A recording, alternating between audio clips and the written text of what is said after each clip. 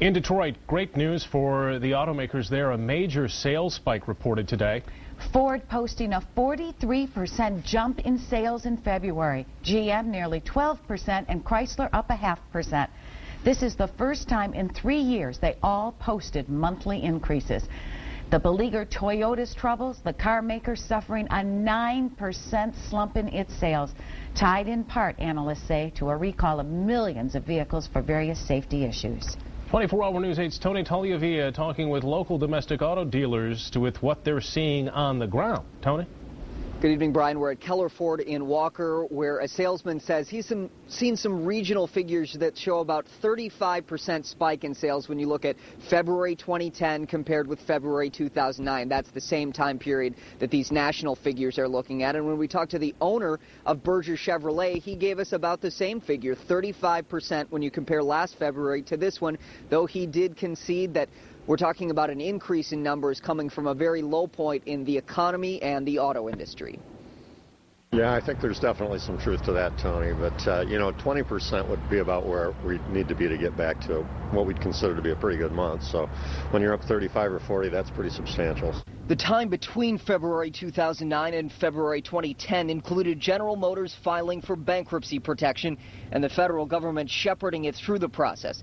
Dealership owner Matt Berger says sales have been able to bounce back thanks in part to smart decisions from GM pre-bankruptcy. They didn't scrimp on any forward product programs. One of the first things they used to do in the late 60s through about the end of the 70s is if they were tight on money, they'd kill some of their R&D budget on future products, and you just can't do that. Berger says there is evidence Toyota's recall problems have helped. Just looking at the local sales, it appears we're having a pretty dominant effect in the marketplace right now. And that's all domestics, not just GM and Chevrolet, but, the Ford guys, the Dodge guys are doing better as well. Keller Ford's Pat Kelly says he, too, has seen evidence of a Toyota benefit.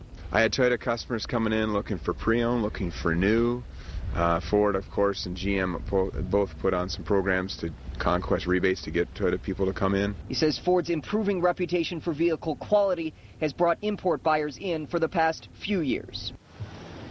We'll be watching to see if these trends continue. Buyers, of course, will be looking at the quality images of all the automakers when they look to buy. Now, this good news for GM today about sales comes out on the same day that the automaker issued a recall for 1.3 million vehicles in the U.S. That includes the Chevy Cobalt between 2005 and 2010 and the Pontiac G5 between 2007 and 2010. The automaker says there's a potential problem with power steering when drivers are going slower than 15 miles an hour. GM says the cars are still safe to drive, and drivers will be notified when they can bring those vehicles in for service. Live in Walker, Tony Tagliavia, 24-Hour News 8.